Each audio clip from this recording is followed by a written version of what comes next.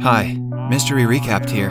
Today, I'm going to explain an American fantasy adventure comedy film called Gulliver's Travels. Spoilers ahead, watch out, and take care. A middle-aged man named Lemuel Gulliver wakes up in his messy New York apartment and goes on with his morning routine. He talks to his superhero toys on a shelf and dances in the shower, showing us his goofy side. Gulliver works in the mailroom of a New York newspaper company. That day, he meets a new employee named Dan and befriends him. Gulliver is Dan's boss in the mailing department. As the two deliver their mail for the day, they come across Gulliver's longtime crush and a journalist named Darcy Silverman. He has been in love with her for years, but has never confessed. Later that day, Dan brings out a notice that says he has been promoted to head of the mail department on his first day. Gulliver has been working in the facility for 10 years, but no one there respects him. Dan claims that Gulliver is scared to talk and will never progress in life other than his mailroom job. A distressed Gulliver is walking out of the office and notices Darcy working late. He gathers up courage and goes to her cabin to ask her out. However, his nerves get the best of him, so instead, he picks up a random paper from her desk and heads out.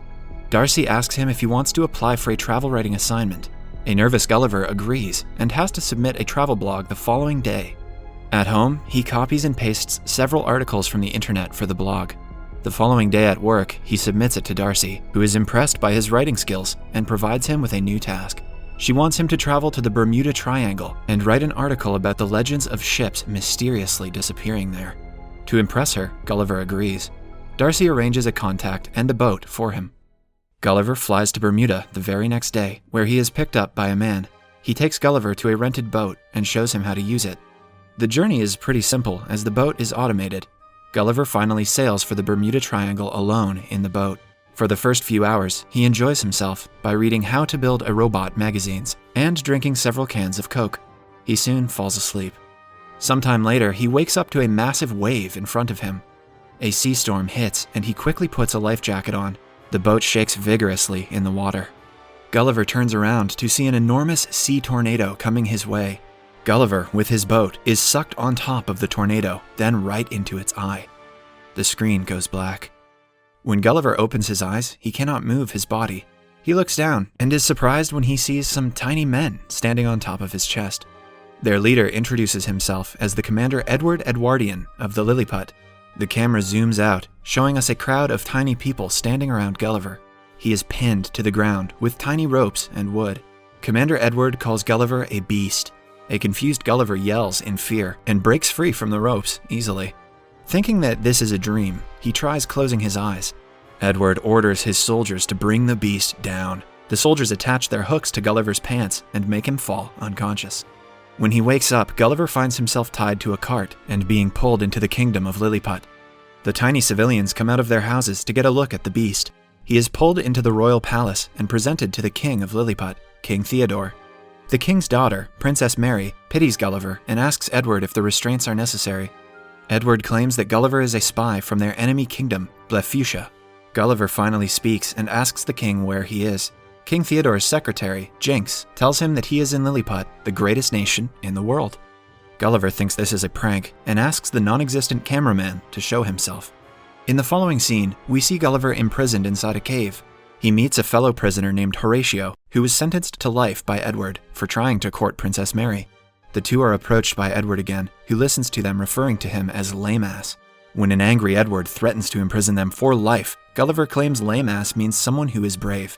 Happy with the answer, Edward takes both the prisoners to a field to plow it with the help of Gulliver's strength. He restrains Gulliver with a machine.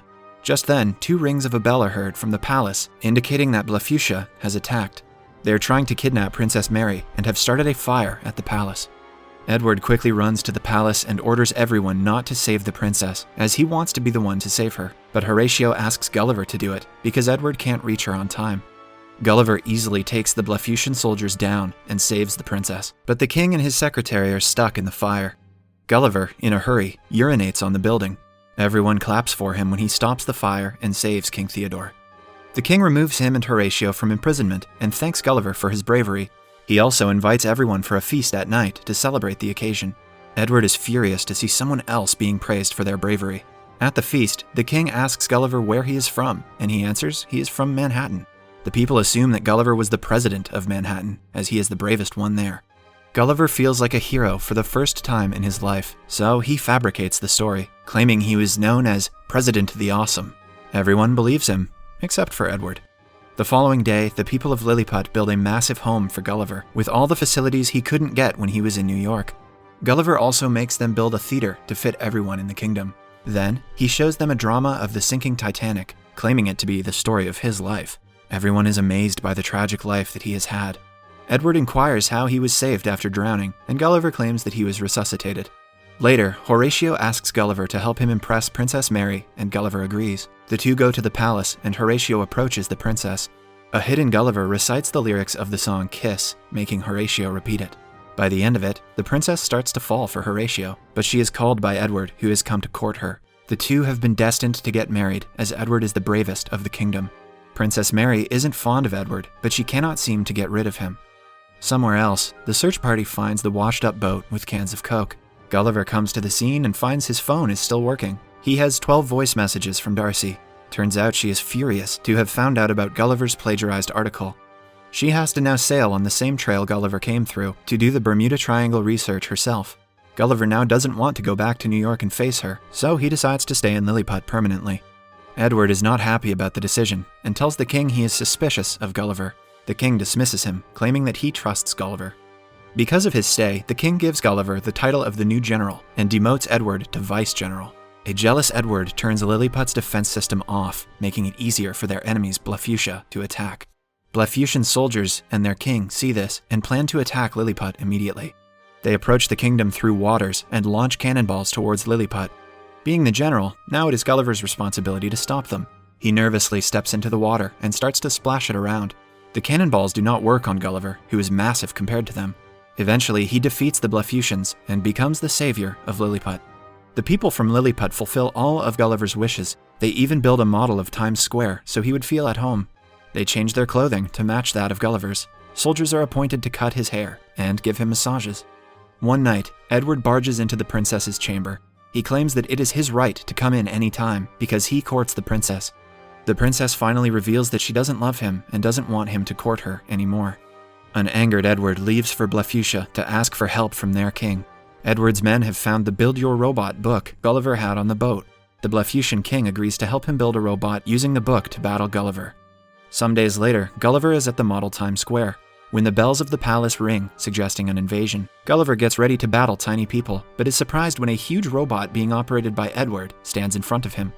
Edward challenges him for a duel. Gulliver has no way out but to accept. He tries to push the robot, but it is way stronger than him.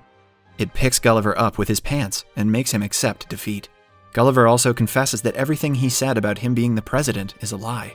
The king and the princess are surprised to have been betrayed by him. Edward sends Gulliver to a forbidden place called the Island Where We Dare Not Go as a punishment. When Gulliver is left there, he is picked up by a giant little girl. Turns out the island is the home of giants. The girl thinks Gulliver is a toy and keeps him in her Barbie house, dressing him in girly pink clothes. Meanwhile, back in Lilliput, Darcy's body washes up on the shore. Gulliver has told everyone that Darcy is his princess back home, so Edward recognizes her and imprisons her. She meets King Theodore and his queen in the prison, who have been captured after Gulliver's defeat. Horatio sees this and decides to travel to the Island Where We Dare Not Go to get Gulliver back. He is minuscule on the island and manages to reach Gulliver safely. The little girl's dollhouse also has a skeleton of a dead U.S. Air Force pilot. Gulliver uses the parachute to escape and fly back to Lilliput. He first goes to meet Darcy in the prison and confesses that he has a crush on her. She forgives him for plagiarizing the article and seems to be opening up to him. Gulliver has decided to challenge Edward for a duel. He doesn't want to prove his bravery anymore, but genuinely wants to help Lilliput. The following day, the two stand before each other, ready to battle. Gulliver wants Edward to give the kingdom back to King Theodore if he wins, but if he loses, Edward will destroy the kingdom altogether. The two fight, and Edward overpowers him within seconds. Horatio runs to help him and manages to get inside the robot. He defeats Edward from inside, eventually depowering the robot. After that, Gulliver easily manages to defeat it, and the crowd erupts in cheers. Even Darcy celebrates the win. Because of Horatio's bravery, he is provided permission to court Princess Mary. The two finally kiss.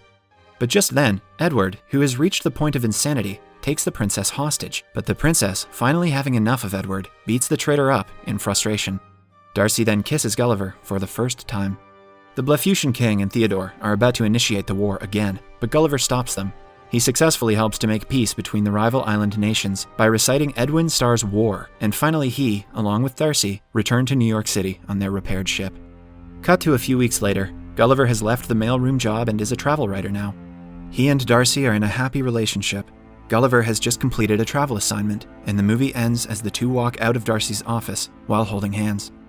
Subscribe for more videos like this, turn on notifications, and leave a like to help the channel out. Thank you for watching.